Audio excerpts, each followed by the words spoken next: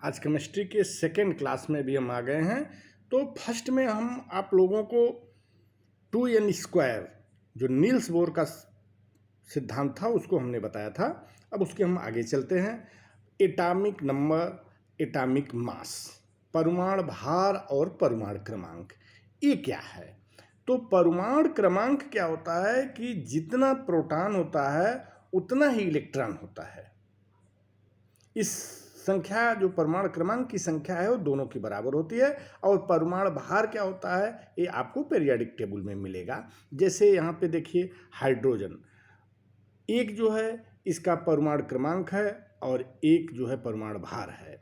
उसी तरह ये जो सीरियल होता है इसको बोलते हैं एटॉमिक नंबर या परमाणु क्रमांक। और ये जो ऊपर में लिखा हुआ है इसको बोलते हैं एटॉमिक मास या परमाणु भार। आप देख लो, हाइड्रोजन का 1 helium 2 lithium 3 beryllium, boron, carbon, nitrogen, oxygen, fluorine और नियान। अब इसके हिसाब से हम जो है इसका हम निकाल सकते हैं। यदि इसमें से कुछ हमको मालूम है तो तीसरा हम निकाल सकते हैं। इसका एक फार्मूला है कि परमाणु क्रमांक जो है यह number of proton equal to number of electron, ये दोनों हो जाएगा। यदि हमको एटॉमिक मास मालूम है और इसमें से कुछ अगर मालूम नहीं है तो हम इस फार्मूला से आपको निकाल सकते हैं। अब जैसे atomic mass, atomic mass equal to atomic number plus number of neutron. अगर एटॉमिक मास हमको निकालना है तो यह दोनों अगर संख्या हमको मालूम है तो हम एटॉमिक मास आराम से निकाल सकते हैं। अब इसी कड़ी में जैसे हम आगे बढ़ते हैं कि हम आपको बताए थे कि S, P, D और F। अब इसमें 2 इलेक्ट्रॉन होता है, इसमें 6 इलेक्ट्रॉन होता है, इसमें 10 होता है, इसमें 14 होता है।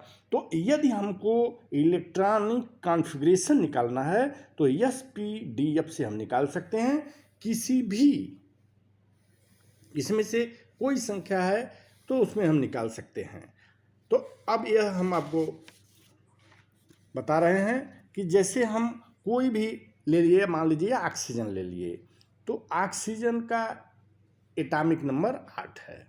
अब इसमें हम क्या करेंगे कि जैसे फर्स्ट S2, पहले में 2 इलेक्ट्रॉन, दूसरे में 2S2 और P में हमको मालूम है 6 इलेक्ट्रॉन होता है, लेकिन बचा कितना है ये आप देखो, 2 2 4, इसमें 4 बचा।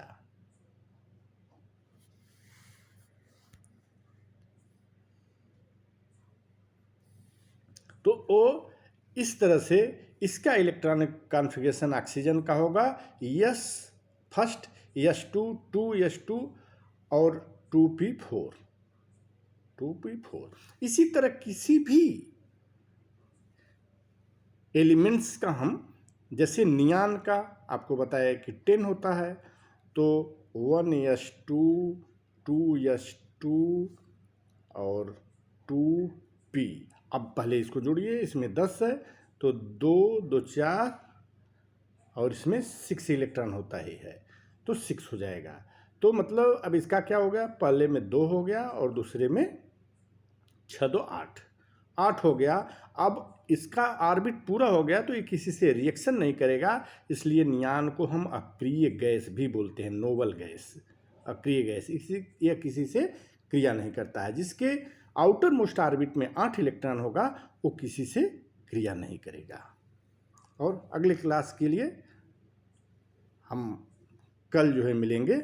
इसके लिए बहुत बहुत धन्यवाद। हमारे चैनल को आप लाइक करिए, सब्सक्राइब करिए, शेयर करिए। इसी के लिए बहुत बहुत धन्यवाद।